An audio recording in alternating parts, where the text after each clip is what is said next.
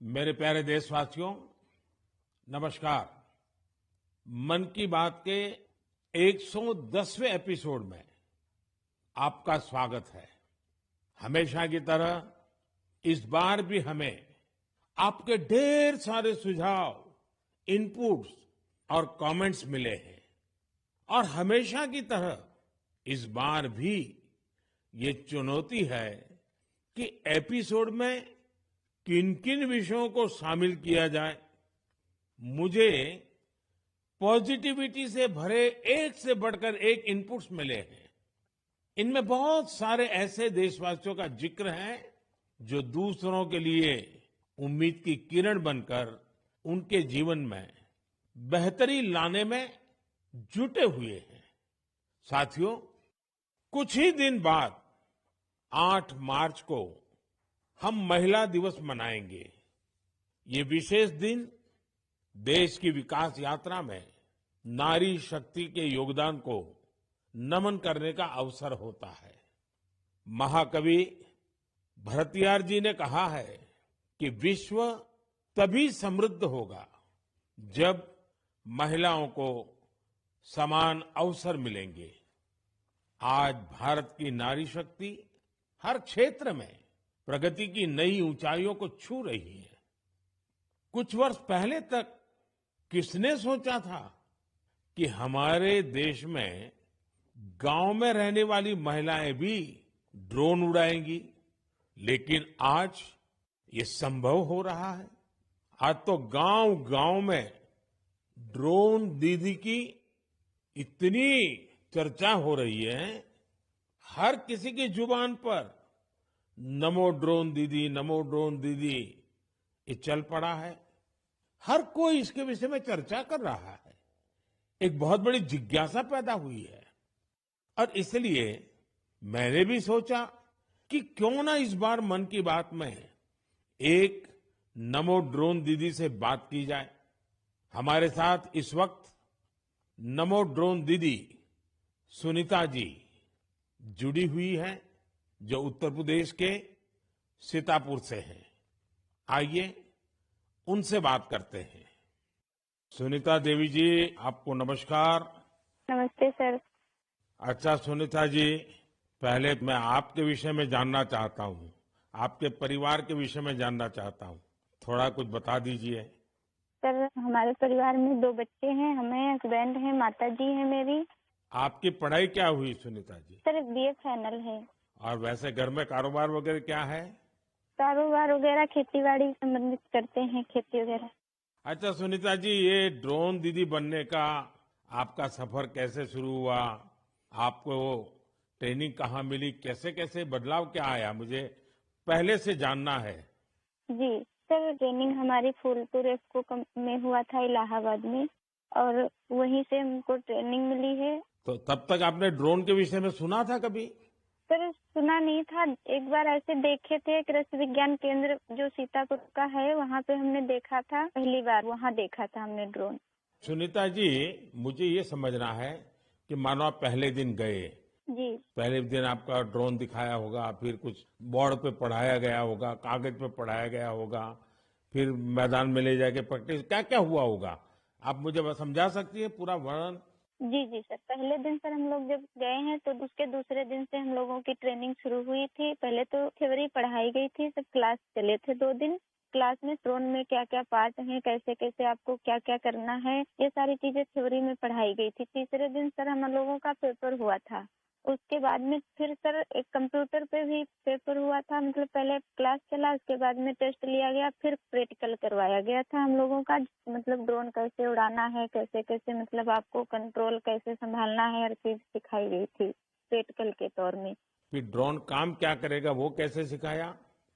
Sir, drone काम करेगा कि जैसे अभी फसल बड़ी हो रही, बरसात का मौसम या कुछ भी, ऐसे बरसात में दिक्कत होती, खेत में फसल में हम लोग घुस नहीं पा रहे हैं, तो कैसे मजदूर अंदर जाएगा। तो इसके माध्यम से हम बहुत फायदा किसानों को होगा और वहाँ खेत में घुसना भी नहीं पड़ेगा। हमारा ड्रोन जो हम मजदूर लगा के अपना काम करते हैं, वो हमारा ड्रोन से मेड़ पे खड़े होके हम अपना वो कर सकते हैं। कोई कीड़ा मकोड़ा अगर खेत के अंदर है, उससे हमें सावधानी भी बरतनी रहेगी, कोई दिक्कत नहीं हो सकती है। और किसानों को भी बहुत अच्छा लग रहा है सर। हमने 35 एकड़ स्प्रे कर चुके हैं अभी तक।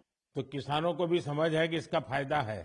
जी सर, किसानों को बहुत संतुष्ट होते हैं, कह रहे हैं बहुत अच्छा लग रहा है, समय का भी बचत होता है, सारी सुविधा आप खुद देती हैं, पानी दवा सब कुछ आप साथ में रखती हैं और हम लोगों को सिर्फ आके खेत बताना पड़ता है कि कहाँ से कहाँ तक मेरा खेत है और सारा काम आधा घंटे में ही निपटा देती। तो ये ड्रोन देखने के लिए और लोग भी आते होंगे फिर तो। सर बहुत भीड़ लग जाती है, ड्रोन देखने के लिए बहुत सारे लोग आ जाते हैं। जो बड़े बड़े फार्मर्स लोग हैं वो लोग नंबर भी ले जाते हैं कि हम भी आपको बुलाएंगे स्प्रे के लिए। अच्छा, क्योंकि मेरा एक मिशन है लखपति दीदी बनाने का। अगर आज देश भर की बहनें सुन रही हैं, तो एक ड्रोन दीदी आज पहली बार मेरे साथ बात कर रही है, तो क्या कहना चाहेगी आप? जैसे आज मैं अकेले ड्रोन दीदी हूँ, तो ऐसे ही हजारों बहनें आगे आए कि मेरे जैसे ड्रोन दीदी वो भी बने। और मुझे बहुत खुशी होगी कि जब मैं अकेली हूँ, मेरे साथ में और हजारों लोग खड़े होंगे तो बहुत अच्छा लगेगा कि हम अकेले नहीं, बहुत सारे लोग हमारे साथ में ड्रोन दीदी के नाम से पहचानी जाती हैं। चलिए सुनीता जी, मेरी तरफ से आपको बहुत बहुत बधाई। ये नमो ड्रोन दीदी, ये देश में कृषि को आधुनिक बनाने का एक बहुत बड़ा माध्यम बन रही है। मेरी बहुत बहुत शुभकामनाएं। Thank you sir. Thank you. साथियों, आज देश में कोई भी क्षेत्र ऐसा नहीं है जिसमें देश की नारी शक्ति पीछे रह गई हो। एक और क्षेत्र जहां महिलाओं ने अपनी नेतृत्व क्षमता का बेहतरीन प्रदर्शन किया है, वो है प्राकृतिक खेती, जल संरक्षण और स्वच्छता। केमिकल से हमारी धरती माँ को जो कष्ट हो रहा है, जो पीड़ा हो रही है, जो दर्द हो रहा है, हमारी धरती माँ को बचाने में देश की मातृशक्ति बड़ी भूमिका निभा रही है।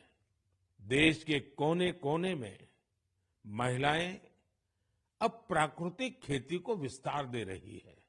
आज अगर देश में जल जीवन मिशन के तहत इतना काम हो रहा है, तो इसके पीछे पानी समितियों की बहुत बड़ी भूमिका है। इस पानी समिति का नेतृत्व महिलाओं के ही पास है। इसके अलावा भी बहनें बेटियां जल संरक्षण के लिए चौतरफा प्रयास कर रही हैं। मेरे साथ फोन लाइन पर ऐसी ही महिला है कल्याणी प्रफुल्ल पाटिल जी। ये महाराष्ट्र की रहने वाली है। आइए कल्याणी प्रफुल्ल पाटिल जी से बात कर उनका अनुभव जानते हैं। कल्याणी जी नमस्ते। नमस्ते सर जी, नमस्ते। कल्याणी जी, पहले तो आप अपने विषय में, अपने परिवार के विषय में, अपने कामकाज विषय में जरा बताइए। सर मैं एमएससी माइक्रोबायोलॉजी हूँ और मेरे घर में मेरे पतिदेव, मेरी सास है और मेरे 2 बच्चे और 3 साल से मैं अपने ग्राम पंचायत में कार्यरत हूँ। और फिर गांव में खेती के काम में लग गई, क्योंकि आपके पास बेसिक नॉलेज भी है, आपकी पढ़ाई भी क्षेत्र में हुई है और अब आप खेती में जुड़ गई हैं। तो क्या क्या नए प्रयोग किए हैं आपने? सर हमने जो 10 प्रकार के हमारी वनस्पति है उसको एकत्रित करके उससे हमने ऑर्गेनिक फवारनी बनाया। जैसे कि जो हम पेस्टिसाइड वगैरह स्प्रे करते तो उससे पेस्ट वगैरह जो हमारी मित्र कीट रहती है वो नष्ट हो रहे हैं और हमारी सॉइल का पोल्यूशन होता है। जो सब केमिकल चीजें वो पानी में घुल मिल रही है, उसकी वजह से हमारे बॉडी पर भी हानिकारक परिणाम दिख रहे हैं। उस हिसाब से हमने कम से कम पेस्टिसाइड का यूज करके। तो एक प्रकार से आप पूरी तरह प्राकृतिक खेती की तरफ जा रही हैं। हाँ, जो अपनी पारंपरिक खेती है सर, वैसे हमने की पिछले साल। क्या अनुभव आया प्राकृतिक खेती में? सर जो हमारी महिला है उनको जो खर्च है वो कम लगा और जो प्रोडक्ट है सर तो वो समाधान था कि हमने विदाउट पेस्ट वो किया है, क्योंकि अब कैंसर के प्रमाण जो बढ़ रहे हैं, जैसे शहरी भागों में तो है लेकिन गांव में भी हमारे उसका प्रमाण बढ़ रहा है। तो उस हिसाब से अगर आप अपने आगे के परिवार को अपने सुरक्षित करना है, तो ये मार्ग अवलंबना जरूरी है। इस हिसाब से वो महिलाएं भी सक्रिय सहभाग इसके अंदर दिखा रही है। अच्छा कल्याणी जी, आपने कुछ जल संरक्षण में भी काम किया है, उसमें क्या किया है आपने? सर, रेन वाटर हार्वेस्टिंग जो हमारे शासकीय जितने भी इमारतें जैसे कि प्राथमिक शाला हुई, आंगनवाड़ियाँ हुए, हमारी ग्राम पंचायत की जो बिल्डिंग है, वहाँ के जो पानी है बारिश का, वो सब इकट्ठा करके हमने एक जगह पे कलेक्ट किया हुआ है। और जो रिचार्ज शाफ्ट है सर, कि बारिश का पानी जो गिरता है वो जमीन के अंदर परकोलेट होना चाहिए, तो उस हिसाब से हमने 20 रिचार्ज शाफ्ट हमारे गांव के अंदर किए हुए हैं और 50 रिचार्ज शाफ्ट का सैंक्शन हो गया है। अब जल्दी उसका भी काम चालू होने वाला है। चलिए कल्याणी जी, आपल्याशी बोलून खूप आनंद झाला. तुम्हाला खूप खूप शुभेच्छा. सर धन्यवाद, सर धन्यवाद. मलाही तुमच्याशी बोलून खूप खूप आनंद झाला. म्हणजे माझ्या आयुष्याचं संपूर्ण सार्थकी लागलं माझं जीवन असं मी समजते. बस सेवा करा. चलिए, आपका नाम ही कल्याणी है तो आपको तो कल्याण करना ही करना है. धन्यवाद जी. नमस्कार. धन्यवाद सर, धन्यवाद. साथियों, चाहे सुनीता जी हो या कल्याणी जी, अलग अलग क्षेत्रों में नारी शक्ति की सफलता बहुत प्रेरक है. मैं एक बार फिर हमारी नारी शक्ति की इस स्पिरिट की हृदय से सराहना करता हूं. मेरे प्यारे देशवासियों, आज हम सबके जीवन में टेक्नोलॉजी का महत्व बहुत बढ़ गया है. मोबाइल फोन, डिजिटल गैजेट्स हम सबकी जिंदगी का अहम हिस्सा बन गए हैं. लेकिन क्या आप कल्पना कर सकते हैं कि डिजिटल गैजेट्स की मदद से अब वन्य जीवों के साथ तालमेल बिठाने में भी मदद मिल रही है. कुछ दिन बाद 3 मार्च को विश्व वन्य जीव दिवस है. इस दिन को वन्य जीवों के संरक्षण के प्रति जागरूकता फैलाने के उद्देश्य से मनाया जाता है. इस वर्ष वर्ल्ड वाइल्ड लाइफ डे की थीम में डिजिटल इनोवेशन को सर्वोपरि रखा गया है. आपको ये जानकर खुशी होगी कि हमारे देश के अलग अलग हिस्सों में वन्य जीवों के संरक्षण के लिए टेक्नोलॉजी का खूब उपयोग हो रहा है. पिछले कुछ वर्षों में सरकार के प्रयासों से देश में बाघों की संख्या बढ़ी है. महाराष्ट्र के चंद्रपुर के टाइगर रिजर्व में बाघों की संख्या 250 से ज्यादा हो गई है. चंद्रपुर जिले में इंसान और बाघों के संघर्ष को कम करने के लिए आर्टिफिशियल इंटेलिजेंस की मदद ली जा रही है. यहाँ गांव और जंगल की सीमा पर कैमरे लगाए गए हैं. जब भी कोई बाघ गांव के करीब आता है, तब एआई की मदद से स्थानीय लोगों को मोबाइल पर अलर्ट मिल जाता है.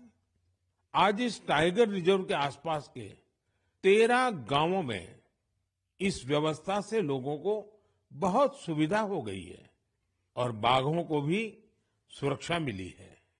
साथियों, आज युवा एंटरप्रेन्योर्स भी वन्य जीव संरक्षण और इको टूरिज्म के लिए नए नए इनोवेशन सामने ला रहे हैं.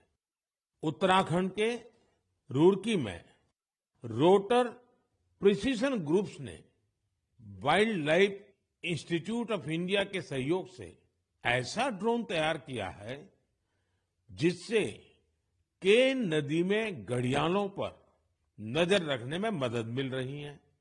इसी तरह बेंगलुरु की एक कंपनी ने बघीरा और गरुड़ नाम का ऐप तैयार किया है.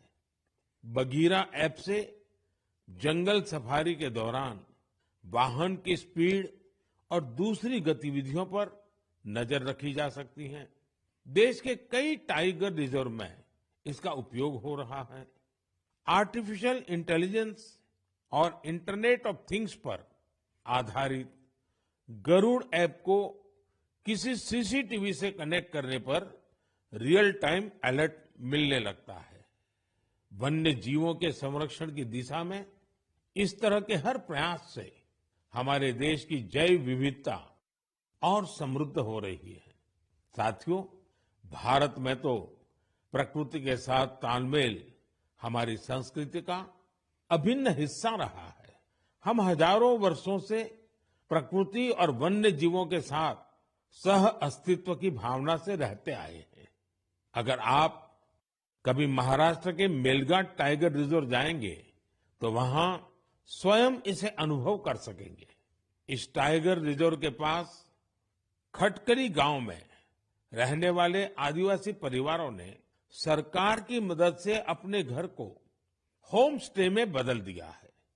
ये उनकी कमाई का बहुत बड़ा साधन बन रहा है। इसी गांव में रहने वाले कोरकू जनजाति के प्रकाश जामकर जी ने अपनी 2 हेक्टेयर जमीन पर 7 कमरों वाला होम स्टे तैयार किया है। उनके यहाँ रुकने वाले पर्यटकों के खाने पीने का इंतजाम उनका परिवार ही करता है। अपने घर के आसपास उन्होंने औषधीय पौधों के साथ आम और कॉफी के पेड़ भी लगाए हैं। इससे पर्यटकों का आकर्षण तो बढ़ा ही है, दूसरे लोगों के लिए भी रोजगार के नए अवसर बने हैं। मेरे प्यारे देशवासियों, जब पशुपालन की बात करते हैं तो अक्सर गाय भैंस तक ही रुक जाते हैं, लेकिन बकरी भी तो एक अहम पशुधन है जिसकी उतनी चर्चा नहीं होती है। देश के अलग अलग क्षेत्रों में अनेकों लोग बकरी पालन से भी जुड़े हुए हैं। ओडिशा के कालाहंडी में बकरी पालन गांव के लोगों की आजीविका के साथ साथ उनके जीवन स्तर को ऊपर लाने का भी एक बड़ा माध्यम बन रहा है। इस प्रयास के पीछे जयंती महापात्रा जी और उनके पति बीरेन साहू जी का एक बड़ा फैसला है। ये दोनों बेंगलुरु में मैनेजमेंट प्रोफेशनल्स थे, लेकिन इन्होंने ब्रेक लेकर कालाहंडी के सालेभाटा गांव जाने का फैसला लिया। ये लोग कुछ ऐसा करना चाहते थे जिससे यहाँ के ग्रामीणों की समस्याओं का समाधान भी हो, साथ ही वो सशक्त भी बने। सेवा और समर्पण से भरी अपनी इसी सोच के साथ इन्होंने माणिकस्तु एग्रो की स्थापना की और किसानों के साथ काम शुरू किया। जयंती जी और बीरेन जी ने यहाँ एक दिलचस्प माणिकस्तु गॉट बैंक भी खोला है। वे सामुदायिक स्तर पर बकरी पालन को बढ़ावा दे रहे हैं। उनके गोट फार्म में करीब दर्जनों बकरियां हैं। माणिकस्तु गोट बैंक इसने किसानों के लिए एक पूरा सिस्टम तैयार किया है। इसके जरिए किसानों को 24 महीने के लिए 2 बकरियां दी जाती हैं। 2 वर्षों में बकरियां 9 से 10 बच्चों को जन्म देती हैं। इनमें से 6 बच्चों को बैंक रखता है, बाकी उसी परिवार को दे दी जाती है जो बकरी पालन करता है। इतना ही नहीं, बकरियों की देखभाल के लिए जरूरी सेवाएं भी प्रदान की जाती हैं। आज 50 गांवों के 1000 से अधिक किसान इस दंपत्ति के साथ जुड़े हैं। उनकी मदद से गांव के लोग पशुपालन के क्षेत्र में आत्मनिर्भरता की ओर बढ़ रहे हैं।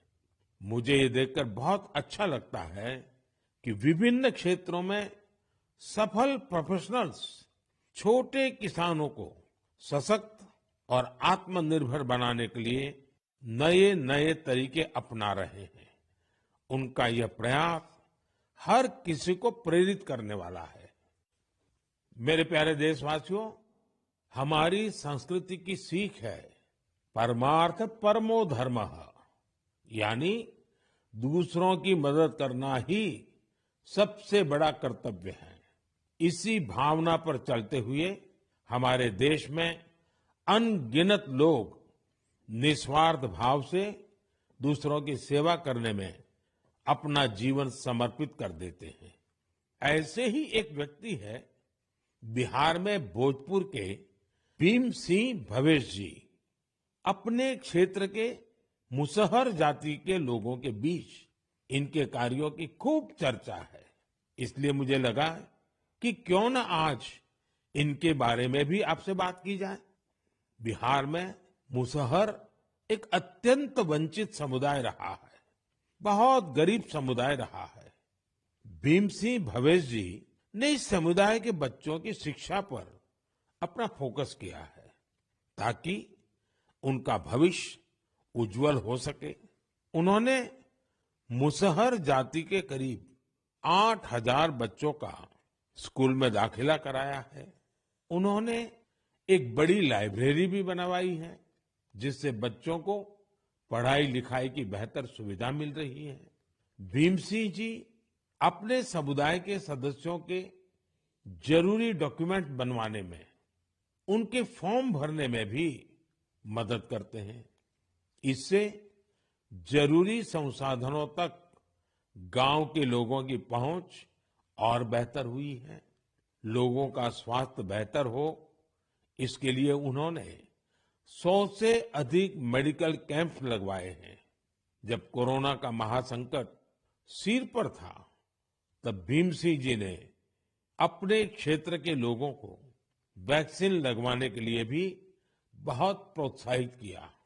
देश के अलग अलग हिस्सों में भीम सिंह भवेश जी जैसे कई लोग हैं जो समाज में ऐसे अनेक नेक कार्यों में जुटे हैं। एक जिम्मेदार नागरिक के तौर पर हम इसी प्रकार अपने कर्तव्यों का पालन करेंगे तो यह एक सशक्त राष्ट्र के निर्माण में बहुत ही मददगार साबित होगा। मेरे प्यारे देशवासियों, भारत की सुंदरता यहाँ की विविधता और हमारी संस्कृति के अलग अलग रंगों में भी समाहित है। मुझे ये देखकर अच्छा लगता है कि कितने ही लोग निस्वार्थ भाव से भारतीय संस्कृति के संरक्षण और इसे सजाने संवारने के प्रयासों में जुटे हैं। आपको ऐसे लोग भारत के हर हिस्से में मिल जाएंगे। इनमें से बड़ी संख्या उनकी भी है जो भाषा के क्षेत्र में काम कर रहे हैं। जम्मू कश्मीर में गांदरबल के मोहम्मद मानशाह जी पिछले 3 दशकों से गोजरी भाषा को संरक्षित करने के प्रयासों में जुटे रहे हैं। वे गुजर बकरवाल समुदाय से आते हैं जो कि एक जनजातीय समुदाय है। उन्हें बचपन में पढ़ाई के लिए कठिन परिश्रम करना पड़ा था। वो रोजाना 20 किलोमीटर की दूरी पैदल तय करते थे। इस तरह की चुनौतियों के बीच उन्होंने मास्टर्स की डिग्री हासिल की और ऐसे में ही उनका अपनी भाषा को संरक्षित करने का संकल्प दृढ़ हुआ। साहित्य क्षेत्र में मानशाह जी के कार्यों का दायरा इतना बड़ा है कि इसे करीब 50 संस्करणों में सहेजा गया है। इनमें कविताएं और लोकगीत भी शामिल हैं। उन्होंने कई किताबों का अनुवाद गोजरी भाषा में किया है। साथियों, अरुणाचल प्रदेश में तीरप के बनवंग लोसू जी एक टीचर है। उन्होंने वांचो भाषा के प्रसार में अपना अहम योगदान दिया है। यह भाषा अरुणाचल प्रदेश, नागालैंड और असम के कुछ हिस्सों में बोली जाती है। उन्होंने एक लैंग्वेज स्कूल बनवाने का काम किया है। इसके वांचो भाषा की एक लिपि भी तैयार की है। वो आने वाली पीढ़ियों को भी वांचो भाषा सिखा रहे हैं ताकि इसे लुप्त होने से बचाया जा सके। साथियों, हमारे देश में बहुत सारे ऐसे लोग भी हैं जो गीतों और नृत्यों के माध्यम से अपनी संस्कृति और भाषा को संरक्षित करने में जुटे हैं। कर्नाटका के वेंकप्पा अंबाजी सुगेटकर, उनका जीवन भी इस मामले में बहुत प्रेरणादायी है। यहाँ के बागलकोट के रहने वाले सुगाटकर जी एक लोक गायक हैं। इन्होंने 1000 से अधिक गोंधड़ी गाने गाए हैं। साथ ही इस भाषा में कहानियों का भी खूब प्रचार प्रसार किया है। उन्होंने बिना फीस लिए सैकड़ों विद्यार्थियों को ट्रेनिंग भी दी है। भारत में उमंग और उत्साह से भरे ऐसे लोगों की कमी नहीं जो हमारी संस्कृति को निरंतर समृद्ध बना रहे हैं। आप भी इनसे प्रेरणा लीजिए, कुछ अपना करने का प्रयास करिए, आपको बहुत संतोष का अनुभव होगा। मेरे प्यारे देशवासियों, 2 दिन पहले मैं वाराणसी में था और वहां मैंने एक बहुत ही शानदार फोटो प्रदर्शनी देखी। काशी और आसपास के युवाओं ने कैमरे पर जो मोमेंट कैप्चर किए हैं वो अद्भुत है। इसमें काफी फोटोग्राफ्स ऐसी हैं जो मोबाइल कैमरे से खींची गई थी। वाकई आज जिसके पास मोबाइल है वो एक कंटेंट क्रिएटर बन गया है। लोगों को अपना हुनर और प्रतिभा दिखाने में सोशल मीडिया ने भी बहुत मदद की है। भारत के हमारे युवा साथी कंटेंट क्रिएशन के क्षेत्र में कमाल कर रहे हैं। चाहे कोई भी सोशल मीडिया प्लेटफॉर्म हो, आपको अलग अलग विषयों पर अलग अलग कंटेंट शेयर करते हमारे युवा साथी मिल ही जाएंगे। टूरिज्म हो, सोशल कॉज हो, पब्लिक पार्टिसिपेशन हो या फिर प्रेरक जीवन यात्रा, इनसे जुड़े तरह तरह के कंटेंट्स सोशल मीडिया पर मौजूद है। कंटेंट क्रिएट कर रहे देश के युवाओं की आवाज आज बहुत प्रभावी बन चुकी है।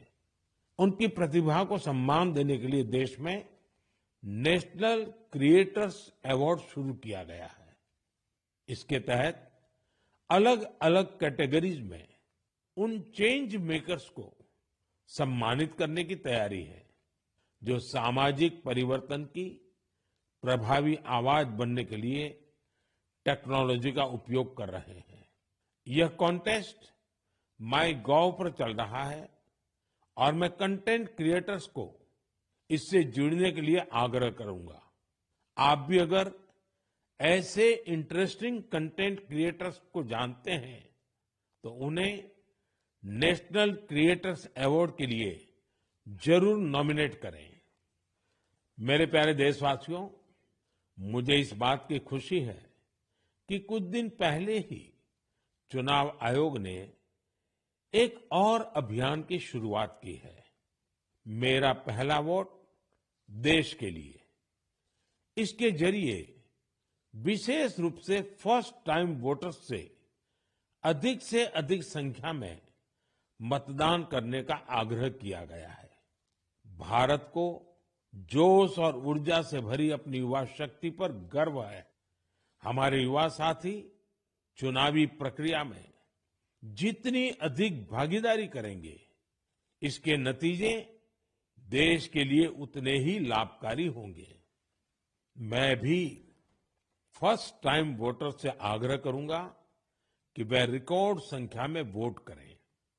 18 का होने के बाद आपको 18वीं लोकसभा के लिए सदस्य चुनने का मौका मिल रहा है।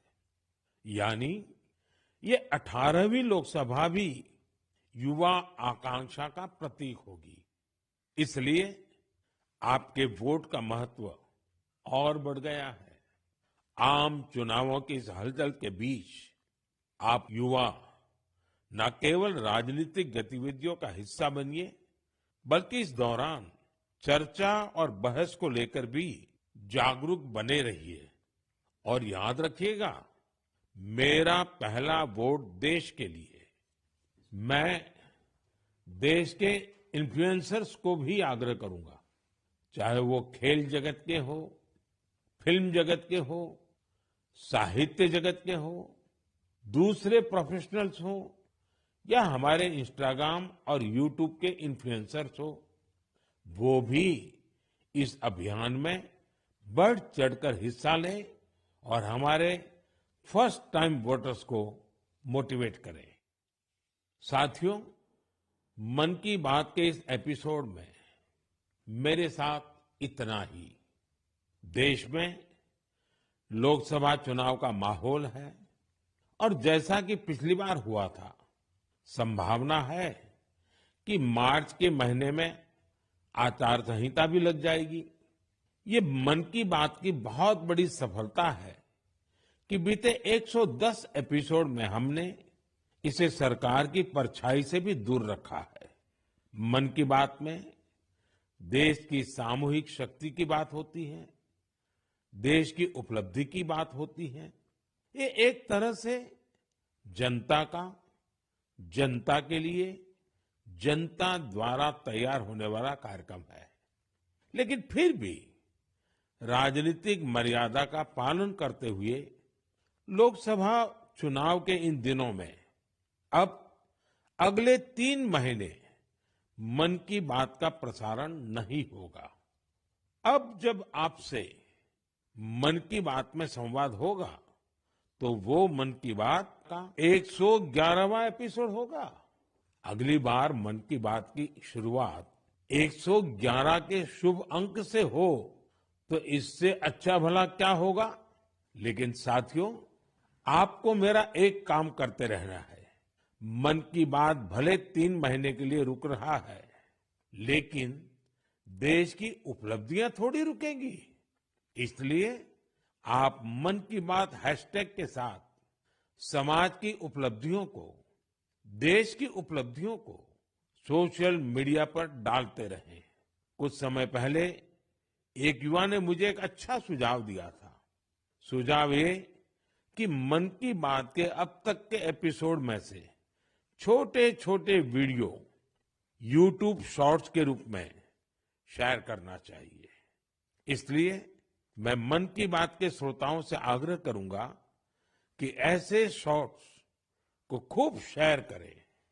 साथियों, जब अगली बार आपसे संवाद होगा तो फिर नई ऊर्जा, नई जानकारियों के साथ आपसे मिलूंगा। आप अपना ध्यान रखिए। बहुत बहुत धन्यवाद। नमस्कार।